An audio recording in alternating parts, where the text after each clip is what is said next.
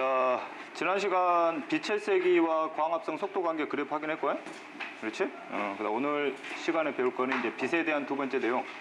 빛의 파장과 생물과의 관계를 이제 설명하는 내용이에요. 역시 마찬가지로 빛의 파장에 대해서 생물들이 어떤 식으로 적응해서 살아가고 있는지 대표적인 작용의 사례들을 보게 되는 것이고, 이걸 이해를 하려면 당연하겠지만 뭐에 대한 개념을 좀 알고 있어야 돼?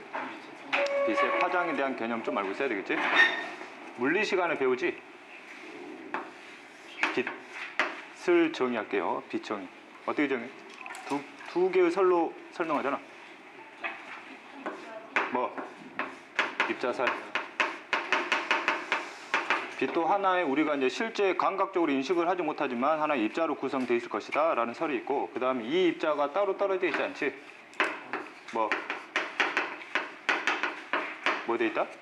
연속돼 있다 라는 뜻이에요. 됐지? 우리가 봐야 될 부분은 입자야. 입자. 됐지? 그 다음 빛은 외부에 힘이 주어지지 않는 이상 빛이 움직이면, 즉 빛이 운동을 하면, 빛이라는 입자는 항상 무슨 운동을 해? 직선 운동 아니 직선 운동.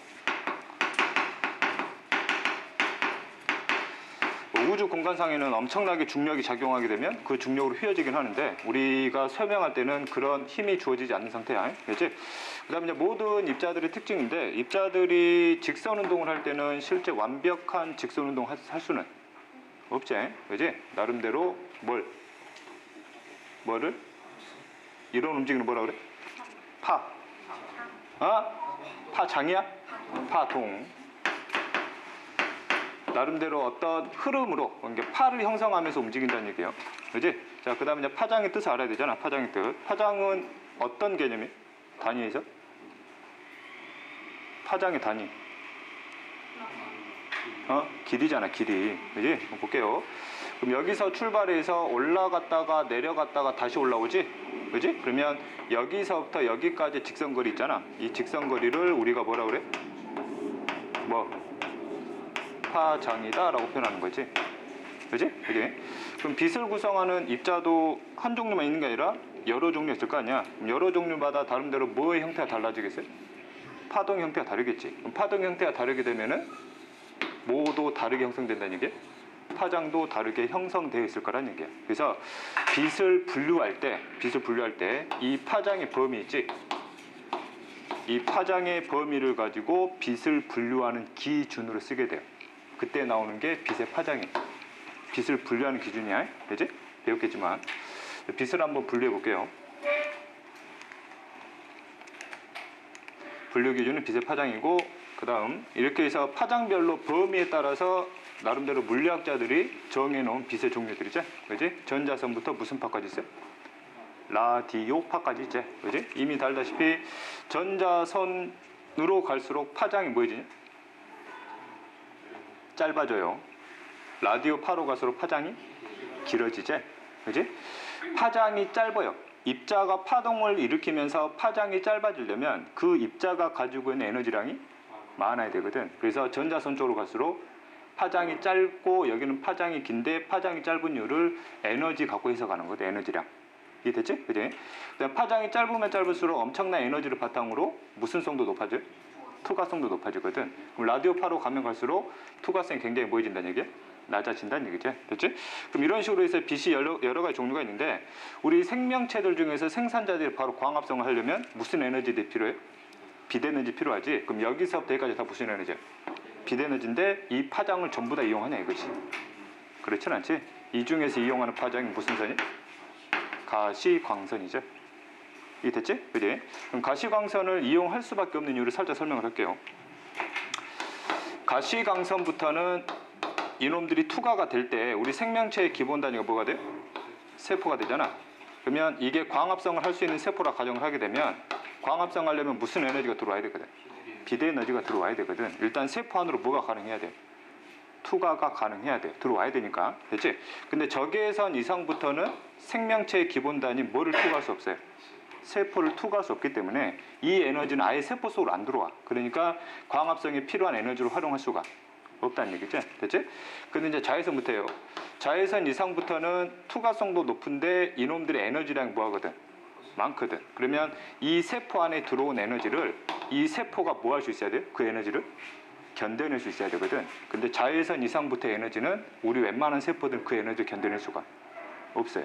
이해됐죠? 그래서 광합성에 활용할 수 있는 빛의 종류는 투과성도 가능하면서 그 다음에 그 세포가 그 에너지를 충분히 견뎌낼 수 있을 만한 에너지를 광합성 이용할 수밖에 없는 것이고 그 종류가 바로 무슨 선이 된다는 얘기? 가시광선이 된다는 얘기죠. 이해됐니? 그지? 참고로 이 원리를 이용을 해서 적외선 가지고 뭐도 하니? 안마하지 안마. 적외선 가지고. 미나 해본 적 없니? 해본 적 없어? 적외선 가지고 안마하잖아. 그래? 그래서 보통 돌침대 보면 뭐가 나온다 그래? 이게 돌침대예요. 열을 가하잖아. 그럼 뭐가 나온다 그래? 빛이 나오지. 빛이 나오지. 눈에 보이지 않는 빛이야. 무슨 적외선 나온다 그래? 원적외선. 말 그대로 뭐가 나와? 적외선이 나온다는 얘기거든. 그럼 여기 사람이 이렇게 누워 있어요. 됐지? 근데 적외선 같은 경우는 생명체를 투과할 수가 없거든. 그럼 여기를 때려주면서 반사되고 이게. 그지? 그 몸은 구석구석 보이죠? 사정없이 때려준다는 얘기. 그래서 무슨 효과가 생겨? 안마 효과. 그지? 순환계 때 배웠잖아. 안마를 해주면 뭐가 잘 돼? 혈액순환이 잘 되거든. 이게 됐지? 그래서 원적외선에 나오는 침대가 비싼 이유고. 이게 됐니? 그지? 어제 그런 내용들이고 우리가 다룰 건 가시광선이에요. 그럼 가시광선도 나름대로 범위가 있겠지? 범위가. 됐지? 그럼 가시광선 중에서 이쪽이 파장이 짧지? 이쪽은 파장이 뭐한 부분이? 긴 부분이에요. 됐지? 그래서 이 파장의 범위가 대략 몇의 길이냐면 파장이 가장 짧은 게 대략 400나노미터 정도 돼요. 400나노미터. 나노미터가 길이 단위인데 너희들이 평소에 쓰는 길이 단위는 뭐 밀리미터나 뭐 센티미터나 뭐 미터나 그다음 뭘 써요? 킬로미터 쓰잖아. 이런 개념을 쓸 수가 없다는 얘기지. 파장이 워낙 짧다 보니까. 그래서 무슨 미터를 쓰냐면 나노미터를 써요. 나노미터의 나노는 10의 몇 승에? 마이너스 9승이라는 얘기예요. 그럼 아까 내가 파장 설명했잖아. 그 파장의 길이가 몇 나노미터예요? 400나노미터. 이게 됐지? 그 다음에 가시광선 중에서 가장 큰 파장이 긴 놈이 대략 몇 나노미터를 갖냐면 대략 700나노미터를 가져요. 그렇지? 이 정도의 범위를 우리가 가시광선으로 보는 거고, 이때 가시광선의 어원을 보면 C자가 뭐예요? 볼시, 보는 게 가능한 빛이란 얘기지. 이 정도의 파장의 입자를 가진 빛이 내 눈에 들어오게 되면 내 몸에 있는 C세포가 그 정보를 뇌뇌로 보내잖아. 그럼 뇌뇌는 그거를 뭘로 인식하게 돼? 뭘로? 색깔로 인식하게 되는 거지. 그래서 가시광선을 분류시켜보면 이런 식으로 해서 적색부터 뭐까지? 보라색까지 파장이 나온다고. 됐지? 그럼 적색은 파장이 길어요. 보라색은 파장이 짧아요. 됐지? 자, 그 다음 이때 이제 보라색보다는 주로 참고서에서는 여기를 이제 청색으로 표현하게 되고 여기를 적색으로 표현하게 되니까 나도 이제 적색하고 청색을 위주로 설명을 할 거예요. 됐지? 그럼 청색하고 적색 중에서 투과성은 누가 훨씬 좋겠니? 청색이 좋겠지. 뭐보다? 적색보다. 됐지? 그럼 식물들이 이 가시광선을 빛에너지 이용하는데 이 파장들 중에서도 모든 생산자들은 광합성할 때 이 파장의 전체 종류를 골고루 이용하지는 않아요. 생산자들마다 가장 효율적으로 이용할 수 있는 파장이 정해져 있어요. 이해됐지? 예를 들면 어떤 생산자들은 적색을 위주로 효율성이 높게 광합성을 하게 되고 어떤 생산자들은 청색을 위주로 광합성을 활발하게 해요. 어떤 생명체들은 얘가 노란색이잖아. 노란색을 위주로 해서 광합성 효율이 높아지는 것들이 있어요. 이해됐지? 물론 모든 파장을 다 이용할 수 있는데 생산자들마다 나름대로 쉽게 얘기하면 좋아하는 파장이 다 따로따로 정해져 있다는 뜻이야. 이해됐지? 그지? 그 다음에 이제 어떤 또 배경 지식이 필요하냐면 가시광선 종류별로 수면에 따른 투과율을 한번 비교해 볼 거예요. 투과율. 됐지? 이게 수면이에요. 됐지? 참고로 아까 가시광선을 전부 다 합치면 무슨 색 되는지 알아요? 하얀색 대 자연색. 그지? 현재 형광대에서 나오는 색깔 무슨 색이에요? 하얀색이거든. 그럼 저 하얀색 가시광선에는 이 색깔들이 전부 다 섞여 있다는 얘기죠. 그지? 그 다음에 이렇게 수면을 준비하고 그 다음에 여기다 무슨 강을 붙여? 백색강. 이 백색강을 파장별로 뭐 시킬 거예요? 나눌 거거든. 아까 색깔별로 분류시킬 거예요. 그럼 빛을 나눠줄 장치가 필요하지. 보통 초등학교 때나 중학교 때 썼던 장치들이 있어요. 뭐 프리즘이 있죠. 프리즘. 됐지? 그럼 프리즘을 백색광이 통과하게 되면 파장별로 굴절률이 달라지기 때문에 이놈들이 이런 식으로 이제 펼쳐질 거란 얘기지. 빨간색, 노란색, 청색 대표적인 예로 그냥 표현한 거예요. 이해됐지? 그럼 이걸 이제 수면에 따라서 밑으로 얼마만큼 투가 되는지를 한번 비교해 볼 거고, 현재 수면에 도달해 있는 이 에너지 양을 전부 다 몇으로 볼 거예요? 똑같이 100으로 볼 거예요. 그러면 수면으로 들어가면 들어갈수록 비세양 전류 뭐해지겠냐? 줄어들겠지? 줄어드는데 투과율이 높은 것으로 가장 깊이 들어갈 거란 얘기예요. 그러면 누가 가장 깊이 들어가겠어? 파란색이 가장 깊이 들어가겠지. 이런 식으로. 이해됐지? 그지? 그럼 그림상에서 이게 에너지량이라 보게 되면 투과되는 양이 점점 줄어드니까 그 양이 점점 뭐 해주고 있다는 얘기예요? 줄어들고 있는데 투과율이 가장 높은 파란색이 가장 깊이 들어온다는 얘기예요. 이해됐니? 그지? 그 다음에 이걸 바탕으로 해서 물속에 서식하는 뭐들의 분포 차이를 볼 거예요? 해조류의 분포 차이를 볼 거거든. 해자는 뭐예요? 바다지. 바다에 사는 조류니까 갈매기가 아니지. 뭐예요? 생산자지. 광합성이 가능한. 됐지? 우리가 지난번에 단세포성 조류하고 뭐 배웠어? 다세포성 조류 배웠거든. 단세포성 조류들은 묶어가지고 뭐라고 그래? 식물성 플랑크톤. 그 다음에 다세포성 조류 그게 세 가지 배웠었는데 색깔에 따라서 녹조류, 갈조류, 홍조류. 됐지? 우리는 지금 이 다세포성 해조류의 분포 내용을 볼 거예요. 이해됐냐? 그지? 그럼 이것에 대한 특징을 좀 알아야 되는데, 현재 녹조류하고 갈조류하고 홍조류가 있어요. 이거는 그냥 겉에서 드러나는 색깔이고, 이놈들이 광합성 함에 있어서도 당연히 무슨 성 이용하겠어요?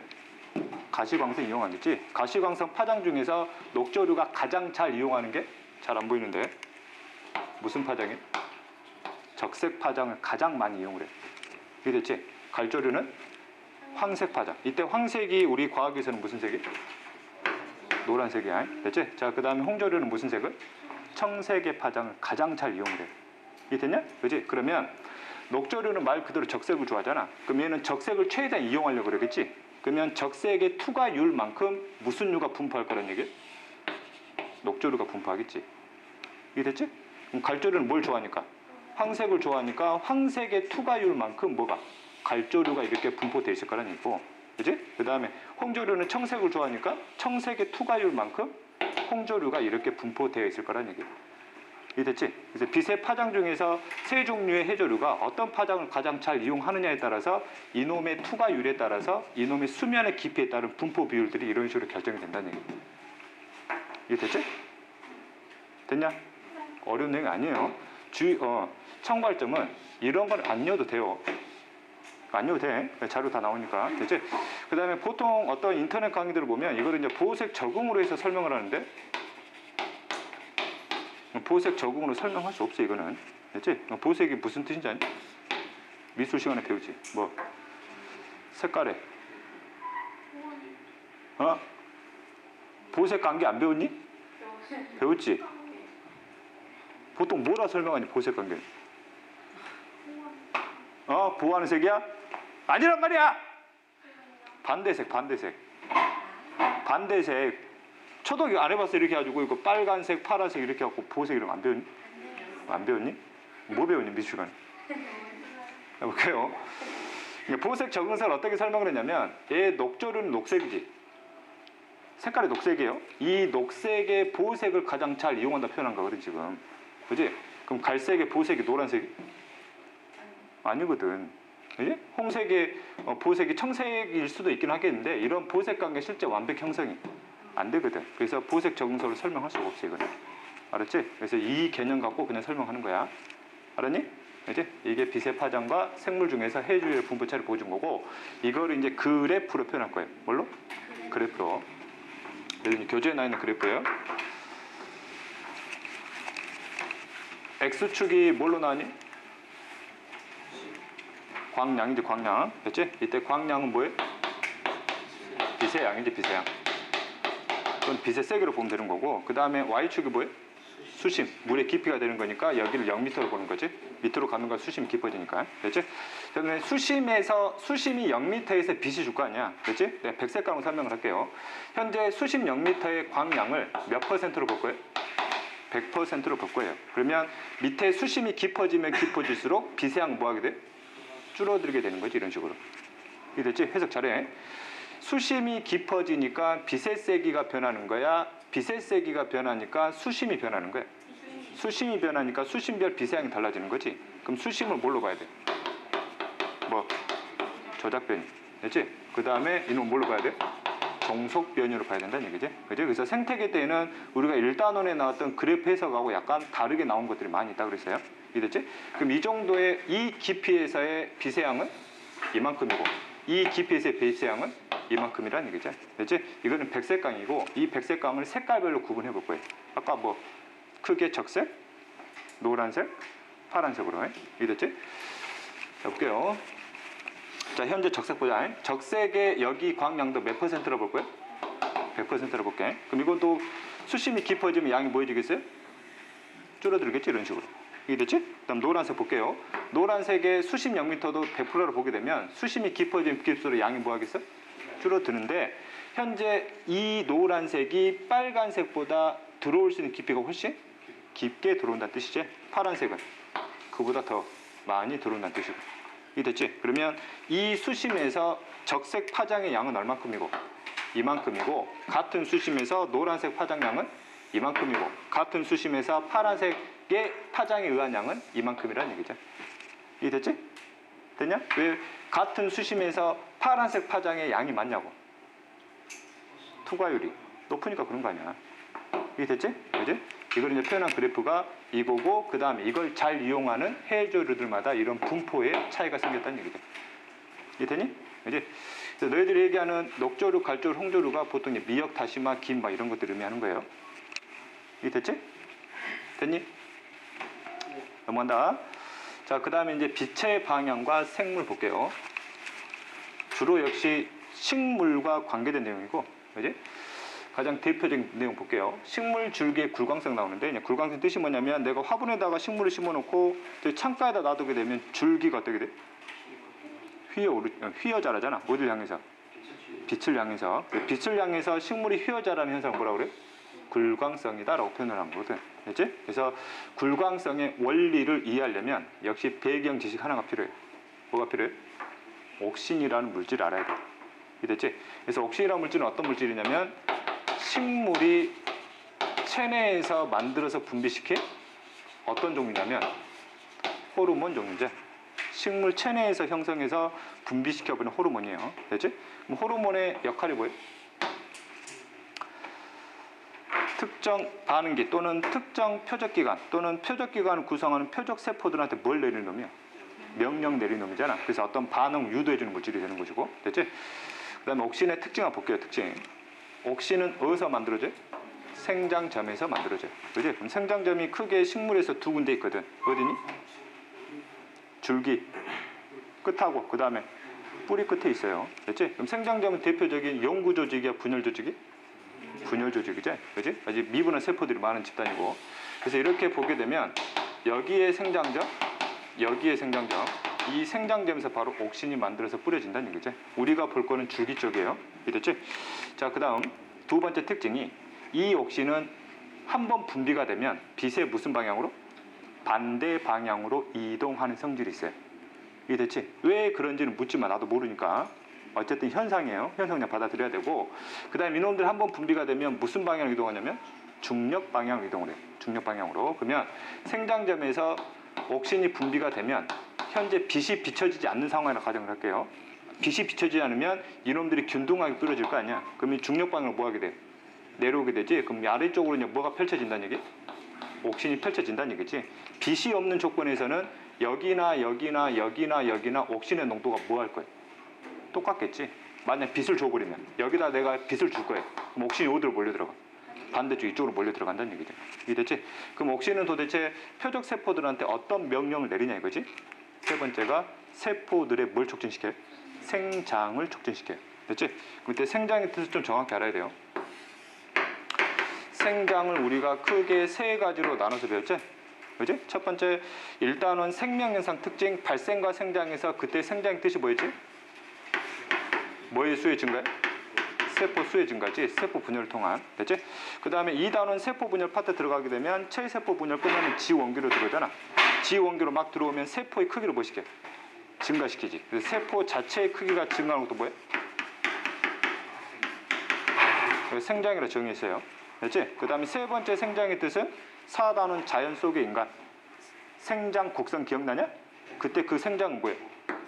뭐의 수의 증가예요? 개체 수의 증가지. 이해됐지? 그럼 여기서 의미하는 생장은 세포잖아. 그럼 세포의 생장이니까 1번 아니면 2번이겠지. 이것 중에서 몇 번이냐면 2번을 뜻해. 2번.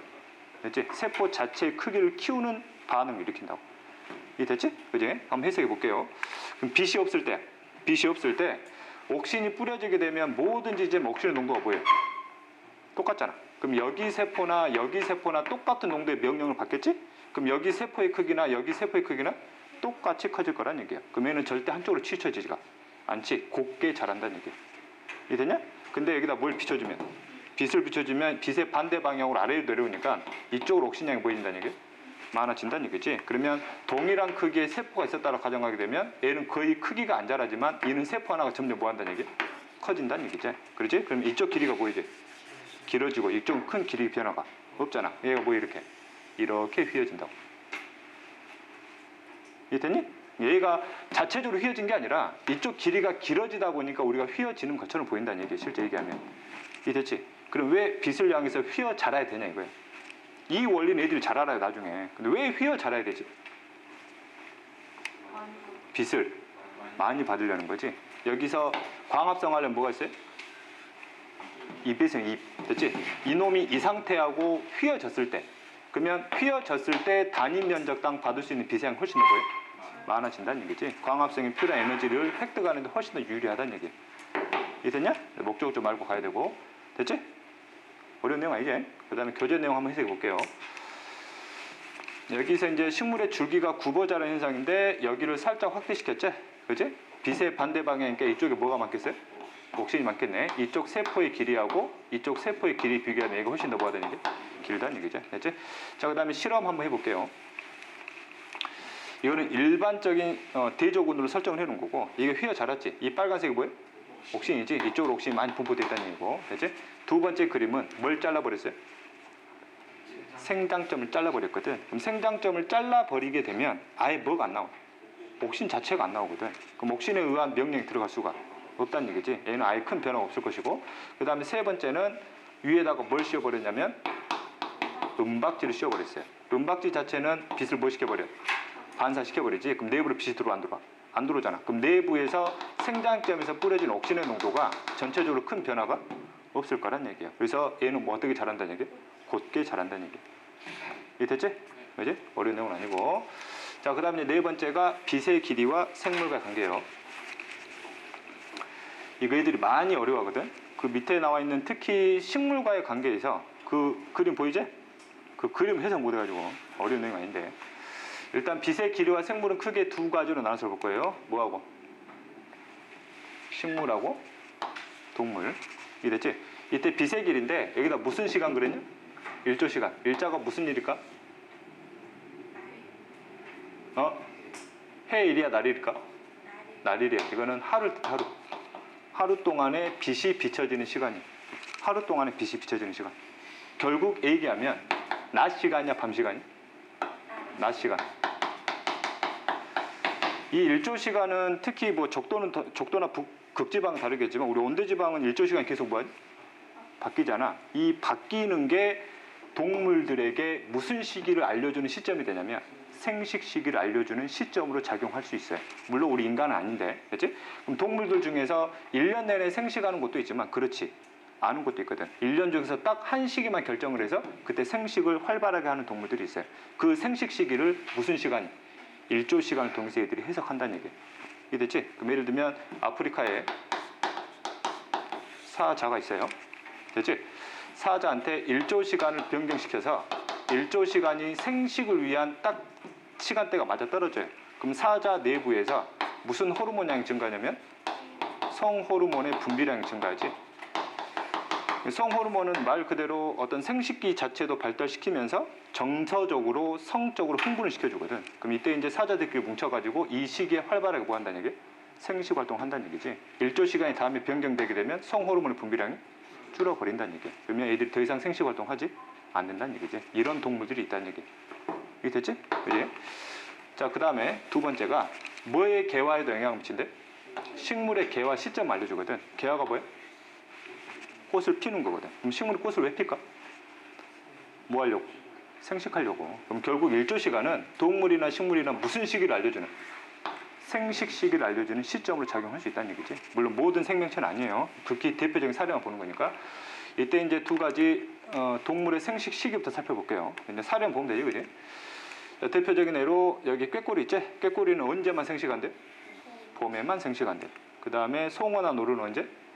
가을에 생식한대. 이렇게 시점이 정해졌다고. 그래서 꾀꼬리는 언제 생식 시기를 결정하냐 그러면 일조 시간이 점점 뭐해질 때? 길어질 때, 길어지고 있을 때, 이게 하루마다 계속 반복이 돼서 계속 길어진단 말이지. 그러면 그때 성호르몬의 분비량이 늘어났다가 일조 시간 다시 뭐해지게 되면 짧아지게 되면 꾀꼬리 같은 경우는 성호르몬의 분비량이 감소한다는 얘기지. 송어나 노루는 그 반대가 되는 거고.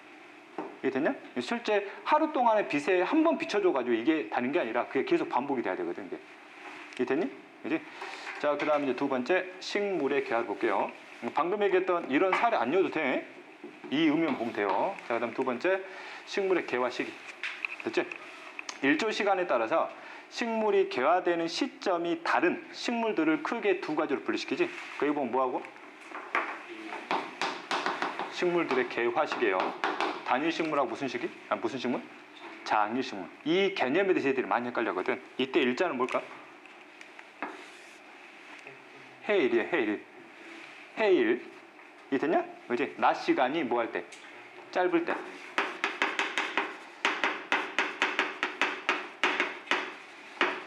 그러면 낮 시간이 짧으면 무슨 시간이 길어요? 밤 시간이 길겠지? 됐지? 이때 낮 시간을 명기라 그래요. 명기. 밤 시간은 뭐라 그래? 암기라 그래요. 그럼 장일식물 어떻게 생각하면 돼? 낮 시간이 뭐 할 때? 길 때. 밤 시간이 짧을 때 개한다는 얘기지. 이 단순한 개념 가지고 애들이 오해를 많이 해요. 어떤 오해를 하냐면 낮 시간이 밤 시간보다 짧아야 개화하는 줄 알아요. 실제 그런 뜻이 아니거든. 알았지? 그래서 정확하게 해석을 할게요. 알았지? 단일식물과 장일식물은 어떤 뜻이냐면 낮의 길이가 뭐해져야 돼? 주기적으로? 짧아지고 있어야 돼. 낮의 길이가 뭐해져야 돼? 짧아지고 있어야 돼. 그럼 반대로 밤의 길이는 뭐 해야 돼? 길어지고 있어. 그럼 짧아지고 길어지고 있는 시점 중간에 얘는 뭐 한다는 얘기? 개화한다는 얘기예요. 이게 되냐? 그럼 예를 들면 낮의 길이가 가장 길 때가 계절상에서 언제야? 여름이지. 여름 중에서 정확하게 뭐라 그래? 지라 그러지? 그러면 낮의 길이가 가장 짧을 때가 동지거든. 그러면 하지에서 동지로 갈 때 이 현상이 나타나는 거지. 그러면 이 시기 중간에 뭐 하는 놈이 있어요? 개화하는 놈이 있어요. 그런 놈을 뭐 한다고? 단일식물이다 한다고. 이랬지? 그럼 계절상으로 보통 언제? 가을에 개화하는 식물들이 주로 단일식물들이 많거든. 알지? 그래도 국화 자체가 무슨 식물이? 단일식물이거든. 알지? 국화는 봄에 절대 축제를 열 수가 없는 거지. 그지? 그 다음에 장일식물은 그럼 반대가 되는 거지. 낮의 길이가 점점 보여줘야 돼? 길어지고 밤의 길이가 짧아지고 있는 과정 중에 개화하는 거지. 그럼 반대로 낮의 길이가 가장 짧을 때가 동지고 낮의 길이가 가장 길 때가 뭐이기 때문에?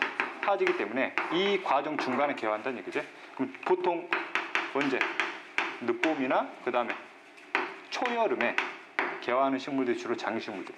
그치? 장일식물의 가장 대표적인 애가 뭐니? 5월, 6월에 피는 꽃. 그건 3월에 피고. 5월, 6월에 피는 꽃. 사랑하는 사람이 생기면 항상 그걸 선물하잖아. 장미. 됐지? 그지? 저기 조선대학교에서 장미 축제 하지. 언제 하지? 5월, 6월 해요. 그때 할 수밖에 없는 거지, 지금. 왜 이때 피니까. 이해 됐지? 선생님, 저는 꽃집 가도 지금 장미 있던데? 그때는 꽃집에서는 어떻게 꽃을 피웠을까? 일조 시간을 인위적으로 변경시켜버렸지. 그래서 피우게 된 거고. 이해 됐냐? 그래서 단일식물은 초가을에 주로 개화하는 거, 그 다음에 얘는 주로 늦봄에 개화하는 거. 됐지? 그 다음에 더 정확한 그 내용을 좀 해석을 좀 할게요. 그럼 우리가 그 내용을 보면서 낮의 길이와 밤의 길이가 어떻게 됐을 때 개화가 되니 안 되는지를 정확히 구분할 수 있어야 되거든. 됐지? 이 두 개 중에서 핵심 기준이에요. 핵심 기준은 낮의 길이가 중요한 게 아니라 무슨 길이가 중요하냐면 밤의 길이가 중요해. 그럼 밤의 길이가 도대체 얼마만큼 길어져야 개화하냐 이거지. 그지? 그래서 내용을 볼게요. 이거를 내가 하루 동안의 시간으로 볼게요. 하루 동안의 시간이면 총 몇 시간이? 20. 24시간이거든. 그러면 여기를 0시간, 여기를 24시간으로 볼게요. 이해됐지? 그러면 하루 동안 계속 낮 시간이 아니겠지? 그럼 무슨 시간도 있어요?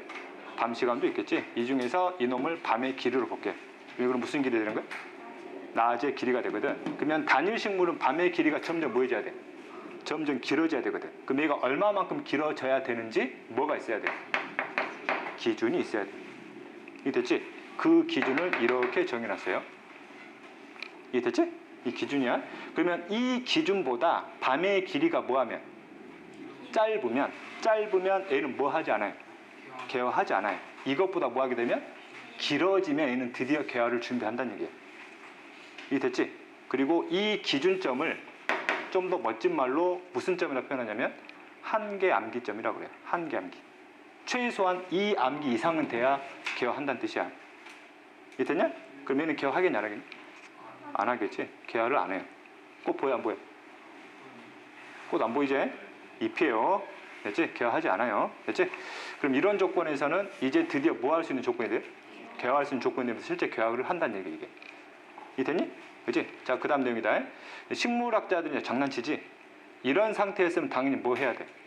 개화를 해야 되는데 이때 중간에 밤의 길이 있지? 밤의 길이 중간에다가 살짝 명기를 집어넣어버려. 빛을 살짝 줘버린다고.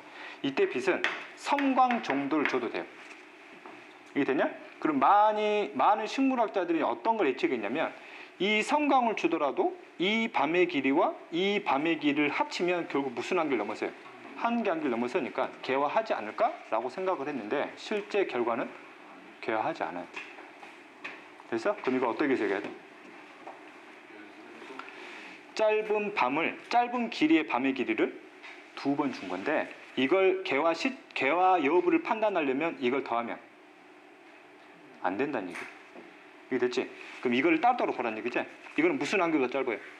한계 암기보다 짧고 이것도 한계 암기보다 짧은 거거든. 근데 한계 암기가 짧은 걸 그냥 2번 준 거예요. 그랬더니 뭐 하지 않아요? 개화하지 않는다고. 그러면 이 밤의 길이가 무슨 암기보다 길어져야 되는데 한계 암기보다 길어져야 되는데 이때 길어지는 밤의 길이가 한계 암기를 반드시 넘어서야 되잖아. 그래서 이 밤의 길이가 중간에 잘리면 돼, 안 돼? 안 되지. 반드시 뭐 연속적이어야 된다는 얘기. 연속적인 밤의 길이가 한계 암기를 넘어서면 그때는 개화한다는 뜻이야. 이게 됐지? 그럼 이 내용하고 늘 교재는 없지만 이 내용이 똑같은 거거든. 뭐가 다르니? 똑같아. 근데 살짝 뭐가 달라요? 밤의 길이를 준 게 다르거든. 중간에 빛 줬잖아.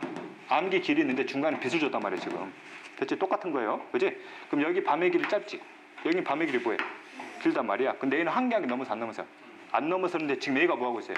넘어서고 있거든. 얘가 뭐 한다고? 개화한다고. 이해됐지? 두 개 다 넘어설 필요 없이 하나의 밤의 길이만 주어졌을 때 이게 한계 암기를 넘어서게 되면 개화할 수 있는 조건이 된다는 얘기. 이해됐니? 오케이? 할만하지? 자, 그러면 반대로 장일식물 볼게요. 그럼 장일식물은 밤의 길이가 무슨 암기보다? 한계 암기보다 뭐 했을 때? 짧았을 때 개화하는 식물이라는 얘기지. 그럼 첫 번째 조건은 밤의 길이가 한계보다 뭐 있어? 짧잖아. 그럼 얘는 뭐 한다고? 개화를 한다고. 이해됐지? 물론 식물이 좋은 건 다를 것이고. 그럼 얘는 개화해 안 해? 이거 안 하거든. 됐지? 그럼 이거 예측할 수 있지 이거. 개화 하겠지. 왜? 두 암기의 길이 전부 다 무슨 암기 아래? 한계 암기 아래거든. 얘는 뭐 할 수 있어요? 개화할 수 있다고. 이해됐지? 그럼 얘도 예측할 수 있지. 얘는 개화하지 않지. 왜? 두 개의 암기의 길이 중 하나가 한계 암기를 넘어서고 있거든. 그러니까 얘는 개화하지 않는다고. 이해됐지? 그럼 그 내용 이해하는 게 훨씬 더 수월해지지. 이해됐지? 이걸 막 엄청나게 막 복잡하게 해석하려 하더라도 그냥 간단하게 보면 되는 거거든. 이해됐지? 이 이상 절대 물어보지 않아요. 이해됐니? 네. 이제? 자, 그 다음에 이제 두 번째 온도와 생물 들어갈게요. 온도의 변화에 따라서 그 지역 온도에 따라서 생물들이 어떻게 적응해 가고 있는지 역시 마찬가지로 동물하고 식물을 나눠서 설명을 할 거예요. 대체 먼저 동물 먼저 살펴볼게요. 온도와 동물의 관계는 이미 1단원 부분하고 그 다음에 3단원 체온 조절 과정 살짝 설명을 했거든. 일단 온도와 동물과의 관계를 설명할 때는 이 동물이 온도에 적응하기 위해서 뭘 조절하고 있는지 열 발산량을 조절하는 행동인 건지 또는 무슨 대사 속도가 관련돼 있어요? 물질 대사 속도. 온도가 높아지게 되면 화학 반응 속도가 빨라지게 되지. 물질 대사도 일종의 화학 반응이니까 그만큼 물질 대사 속도도 뭐 할 거라는 얘기? 빨라질 거라는 얘기. 그래서 이 사례가 이 내용과 관련돼 있는지 이 내용과 관련돼 있는지만 살짝 구분해 주면 돼요. 이해됐지? 그럼 첫 번째 볼게요. 위도에 따른 동물의 형태의 차이. 계속 봤잖아. 이게 뭐예요? 사막여우. 이거는 북극여우지. 몸집 누가 커요? 얘가 크지. 말단 부위 기 모양 볼게요. 얘는 크고 얇지. 얘는 짧고 두꺼워요. 이해됐지? 얘는 열 발산량 뭐 하려고 해? 높이려는 거고 얘는 열 발산량을 줄이려는 거고. 분명하겠지만 내부는 안 보이지만 피와 지방층 누가 두껍겠냐? 얘가 두껍겠지. 됐지? 그지? 대표적인 뭐와 관련되는 거야? 열 발산량과 관련되는 거지. 이해됐지?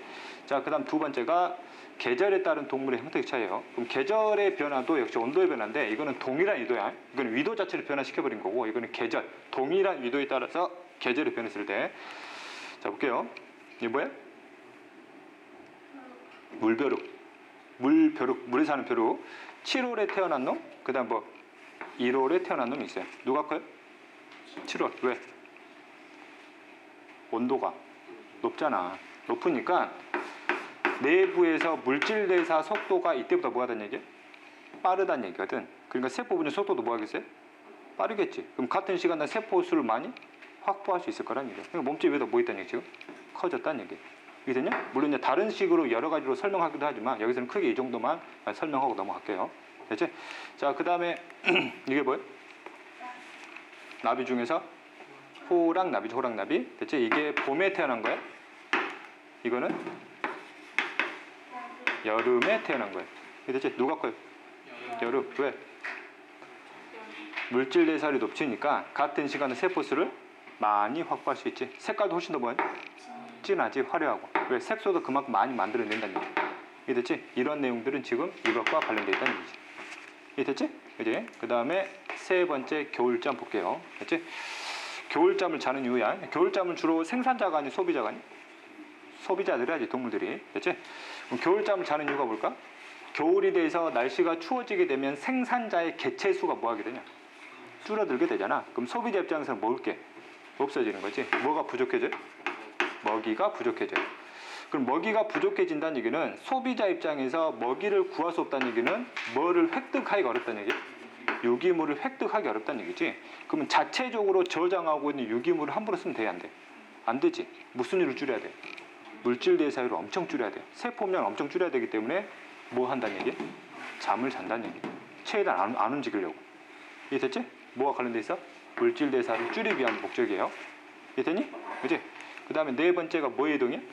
철새 이동이지. 철새 이동이 보통이야. 물론 적절한 온도를 찾아가겠지만 보통 추운 데서 따뜻한 곳으로 가냐? 따뜻한 곳에서 추운 곳으로 가냐? 추운 데서 보통 따뜻한 곳으로 가요. 얘가 움직이지 않으면 얘도 뭐 해야 돼? 잠자야 돼요. 철새도 겨울잠 자야죠. 그 지역에서. 겨울잠 자고 있으면 어떻게 되겠어? 다 잡아먹히겠지. 그지? 그래서 얘들이 일단 추운 곳에 따뜻한 곳 가야 돼. 왜? 추운 곳에는 뭐가 없거든? 먹을 게 없거든. 먹을 걸 찾아서 가는 거지. 유기물 획득시키기 위해서. 이해됐지? 최대한 많은 양의 유기물을 획득하기 위해서 많은 곳으로 찾아 따라가는 거고 결국 그 지역에서 물질 대사를 이제 최대화 시키려는 목적이 되는 거지. 얘는. 이해됐냐? 그지? 이런 식으로 해서 우리가 하면 되는 거고 그 다음에 두 번째가 온도와 식물 들어갈게요. 자, 첫 번째 춘화 현상이 있어요. 춘화 현상. 됐지? 너희들 그 농사를 많이 안 지어봐가지고 벼 아니 벼? 벼 식물. 됐지? 벼 종자가 있어요. 벼 종자. 종자를 뿌려야 종자가 발화해서 벼라는 개체가 만들어질 거 아니야. 그럼 종자 보통 언제 뿌리냐? 늦봄 뿌리지. 늦봄.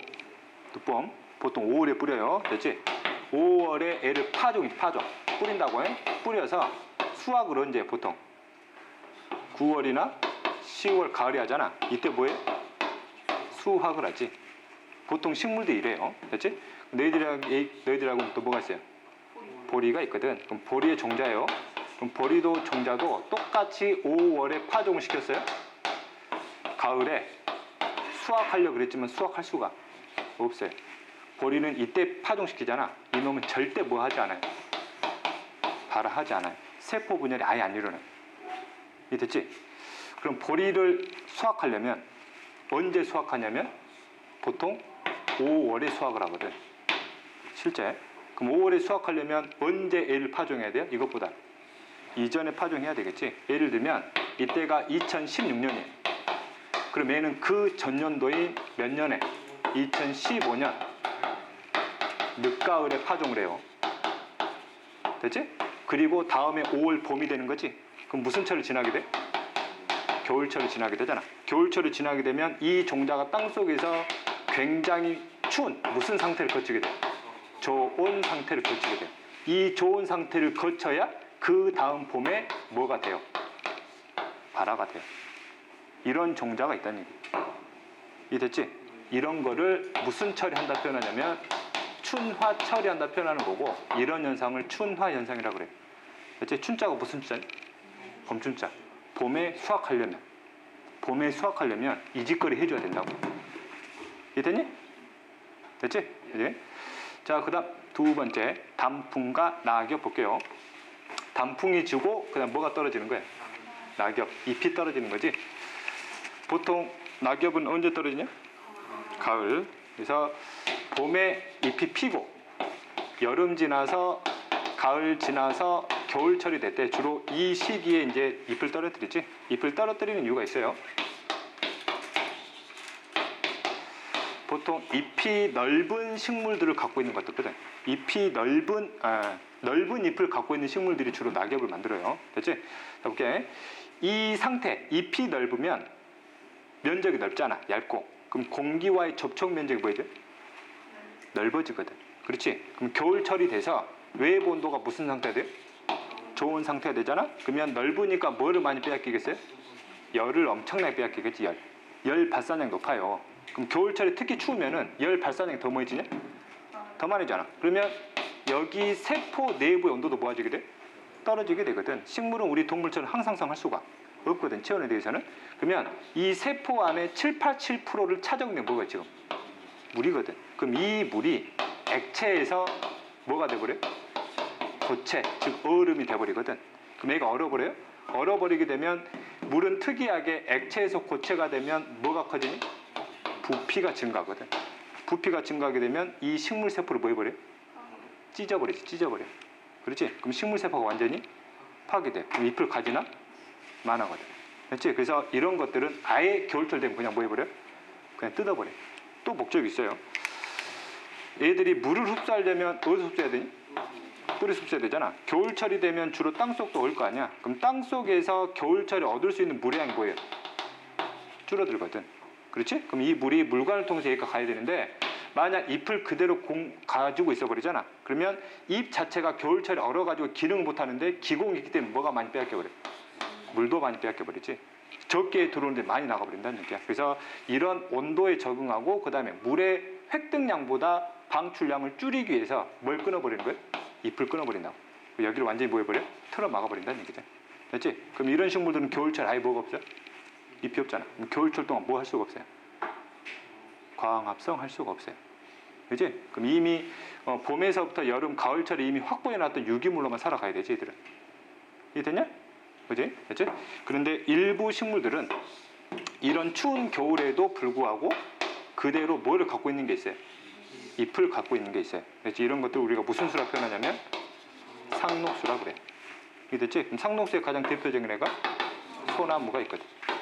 됐지? 그럼 소나무 같은 경우는 이 겨울에 이 세포가 얼지 않을 만큼의 나름대로 전략을 갖고 있다는 얘기죠. 가장 첫 번째, 잎의 넓이를 보이세요? 줄였거든. 됐지? 잎의 넓이를 줄여가지고 마치 가시형처럼 나와있죠? 그치? 자, 그 다음 두 번째. 그럼 이 놈들 상록수 중에서는 소나무뿐만 아니라 예를 들면 사철나무도 있거든. 사철나무 본 적 있니? 본 적 없냐? 본 적 없니? 어쨌든 사철나무 잎이 넓거든? 근데 이놈은 겨울철에도 잎이 녹색으로 뚜렷하게 갖고 있어요. 얘는 쉽게 얼지 않는다는 얘기잖아. 그럼 이런 식물은 이런 구조적인 변화뿐만 아니라 또 다른 세포 내의 쉽게 얼지 않도록 하기 위한 나름대로 전략을 세워놨다는 얘기죠. 이해됐지? 그래서 세 번째, 그럼 이러한 상록수들은 계절에 따라서 어떤 식으로 얘가 쉽게 얼지 않도록 만들었냐 이거지. 됐냐? 이제 그래서 배경 지식 먼저 깔아볼게요. 자, 지식 껴주고. 준아야, 중학교 때 배웠을 거야. 수용액의 농도와 뭐의 관계? 어는 점, 내림의 관계. 들어봤겠지, 그지? 해볼게요. 어떤 비커에다가 물을 담았어요. 순수한 물만 담았어요. 그럼 무슨 수 들어간 거야? 중류수 들어간 거지. 이 순수한 물에 어는 점이 몇 도니? 0도지, 0도.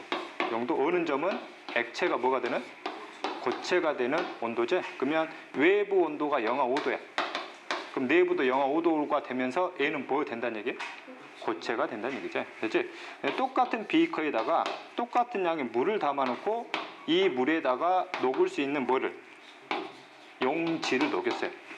됐지? 그러면 얘는 농도가 제로지만 얘는 농도가 있지. 그럼 얘는 어느 점이 뭐해진다는 얘기야? 내려간다는 얘기야. 예를 들면 한 여기 영하 10도로 볼게요. 여기를.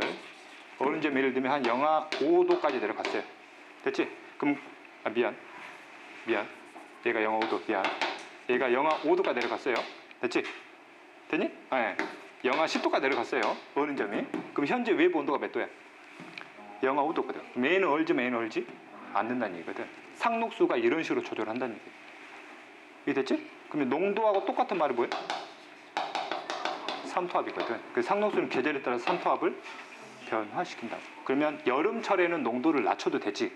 겨울철에는 농도를 높인다는 얘기야. 어디 내부에?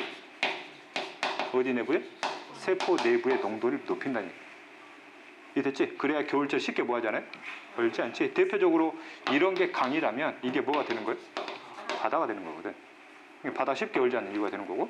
그러면 식물들은 어떤 용지를 가지고 이 농도 변화를 일으키는 데 사용하냐면 식물의 광합성으로 가장 잘 만드는 게 뭐예요? 뭐? 탄수화물이 탄수화물. 그렇지? 탄수화물이 크게 세 가지로 나누게 되면 뭐? 다당류, 이당류, 단당류 있지? 단당류 중에서 뭘 만들어요? 포도당 만들고 이게 남아 돌면 다당류 녹말로 저장에 사용을 하게 되는 거지. 그렇지? 그 다음에 이당류하고 단당류들의 특징은 뭐에 잘 녹아요? 물에 허블나게 잘 녹지만 얘는 물에 아예 녹지 않거든. 그러면 똑같은 비커에다가 똑같은 물을 담아놓고 똑같은 양의 녹말하고 똑같은 양의 포도당을 녹였어요. 그렇지? 얘 농도 몇일까? 제로. 안 녹으니까. 얘는 농도가 올라가요. 이해 됐냐? 그러면 식물은 여름철에는 이 합성량을 늘리지. 그치? 겨울철이 되면 분해량을 늘려요. 포도당 양을 늘려서 세포 내부에 뭘 높여버린다는 얘기? 농도를 높여서 어느 점 내려서 외부 온도가 낮아져도 쉽게 얼지 않도록 만들어 놨다는 얘기죠. 이해됐니? 그치? 그러면 너희들 교재에 나와 있는 이 그래프 해석이 되는 거예요. 이해됐지? 자, 그래서 해석해 볼게요. 대략 12, 1, 2가 무슨 철이? 겨울철이고, 그 다음에 8월달, 5, 6월달 대략 여름철이지. 겨울에서 여름으로 가면 온도가 높아지지. 그럼 어느 점 내릴 필요가 없거든. 그래서 농도를 낮추고 있지. 농도가 낮아지려면 뭐가 줄여야 돼? 포도당이 줄여야 돼요. 포도당 어떻게 줄였어요? 녹말을 확산시켰거든 지금. 이게 됐지? 여기는 온도가 낮아지니까 농도를 뭐 해야 돼? 높여야 되지. 포도당 양을 늘려야 되거든. 어떻게 늘렸어요? 가지고 있는 녹말을 분해시켰다는 얘기예요. 이게 됐냐? 그렇지? 할 수 있겠지? 어렵지 않아요.